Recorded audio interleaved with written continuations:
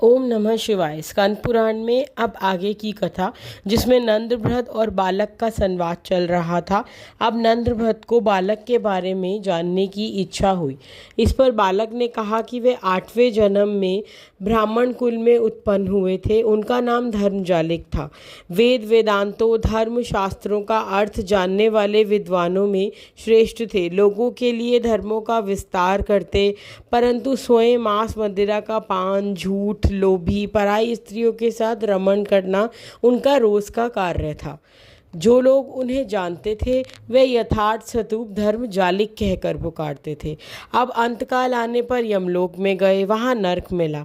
यमदूत कुकृत्यों का स्मरण रोज दिलाते, कभी तलवारों से कटवाते, कभी कुत्तों से नुचवाते।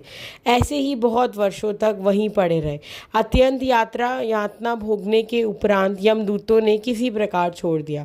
फिर स्थावर योनि में जन्मे और फिर सरस्वती नदी के तट पर एक कीड़े के रूप में जन्म हुआ।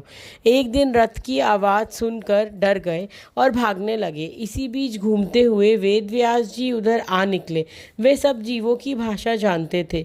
पूछने लगे, कीड़ा होकर मृत्यु का इतना भय क्यों? तब बालक ने उत्तर दिया, मुनिवर, मृत्यु से भय नहीं है। भय इस बात का है कि कहीं इससे भी नीची योनि में ना चला जाऊं। व्यास जी ने उत्तर दिया कि जब तक तुम्हें ब्राह्मण योनि में ना पहुंचा दूं, तब तक बाकी योनियों से शीघ्र ही छुटकारा दिलाता रहूंगा। अब व्यास जी को प्रणाम कर कीड़ा रूप में बालक आगे बढ़ा और रथ के पहिए से दबकर उसकी मृत्यु हो गई। तत्पश्चात कौवा, सियार आदि योनियों में उत्पन्न हुआ।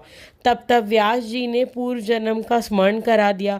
बहुत सी योनियों में भ्रमण कर ब्राह्मण के घर उत्पन्न हुए, उससे भी अत्यंत दुखी हैं। कोढ़ शरीर होने के कारण जन्म से ही माता पिता ने उन्हें अकेला छोड़ दिया। 5 वर्ष का होने पर व्यास जी ने सारस्वत मंत्र का उपदेश दिया, जिसके प्रभाव से बिना पढ़े ही वेद शास्त्र धर्म का स्मरण हो गया।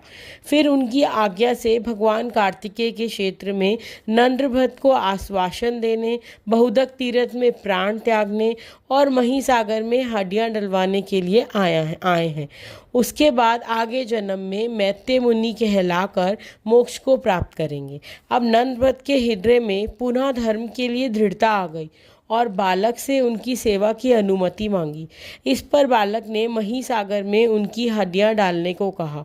मौन होकर बालक स्नान व पूजा, सूर्य मंत्रों का जाप करे और उन्होंने मोक्ष को प्राप्त किया। आज की कथा को हम यहीं समाप्त करेंगे।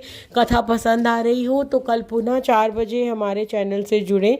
कमेंट में हर हर महादेव व ओम नमः शिवाय ज़रूर लिखें।